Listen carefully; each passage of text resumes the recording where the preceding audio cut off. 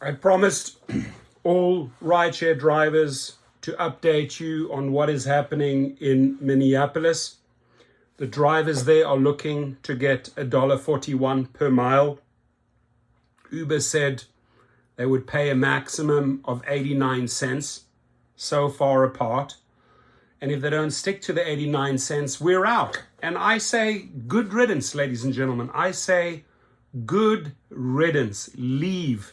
Because this truly gives the opportunity to companies to go and fill that space and get confidence so that they can do that in other cities and other states, right? The bottom line is these small guys are too afraid to take on these big boys because of the money. But it would be a great thing for Uber and Lyft to exit. And the answer was, well, hey, you left us out of these discussions. And when they reached a compromise today, they said, we'll pay 127. This was set in stone today. There's one more hearing on Tuesday. And Uber and Lyft said, hey, we weren't even part of that. You don't have to be part of that. That's what the legislation decided after they reported. They said, $1.27, are you okay with that?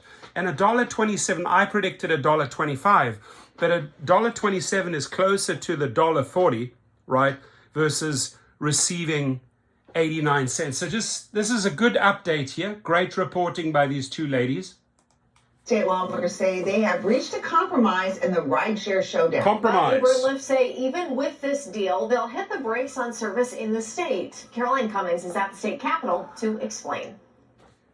Springtime in St. Paul means it's crunch time. The constitutional end date for session, May 20th. On Monday, Democrats in charge announced what they billed as a compromise on a big to-do list item, rideshare regulations. We have to get something signed into law, and that's what we're going to be working hard to do. Good. DFL leaders, bill authors, and the Minneapolis City Council president said they've reached an agreement for a statewide pay rate, $1.27 per mile and 49 cents per minute for driver pay.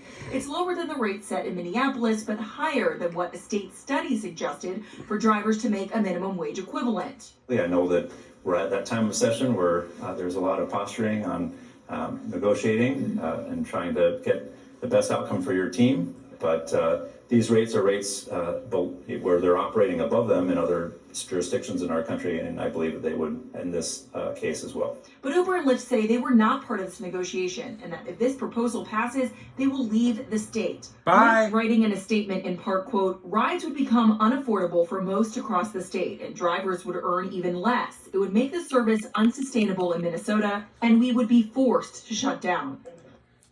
Yeah, and then shut down, right? If your investors who are already so mega greedy, right? They're used to these insane profit margins now. If it doesn't meet the expectations, they're like, okay, then we're out. Good. Leave. I'm telling you, drivers, this is good news that if they want to leave, they should leave.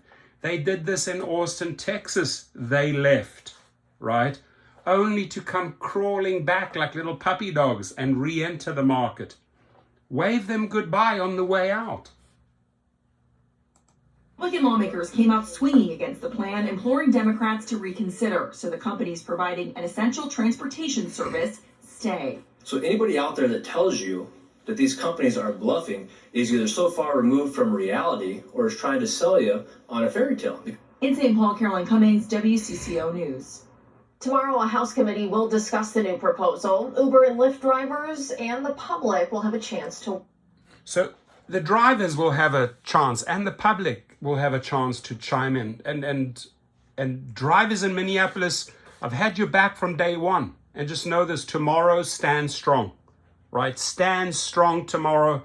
And what I always love doing, single out, look at the microphones and the TV screens, try and get in front of them. Try and get in front of them and tell them your story, right? These politicians shouldn't be selling you out. They're taking money from Uber and Lyft. They're throwing you under the bus. It's time to stand strong because the outcome of Minneapolis is important. The reason why I'm really on top of the story is because this is a future roadmap on how we need to handle next city, the next city, the next city. Let's kick these bastards out. They don't deserve, if you are not willing to pay your drivers, you don't minimum wage, you don't deserve to stay there.